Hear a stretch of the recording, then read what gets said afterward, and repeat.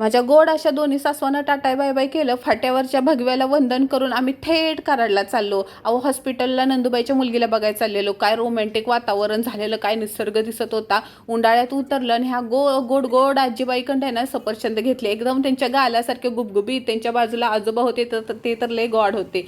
शेडगेवाडी ते कराड अशी लालपरी आपल्याला बघायला भेटली. ओंड उंडाळं करत एकदम डायरेक्ट कृष्णा चॅरिटेबलला पोचलं बघा. ती नाही का तुम्ही व्हिडिओ व्हायरल केलेला, तिला 2 जुळी मुली झाली, एक मुलगा आणि एक मुलगी.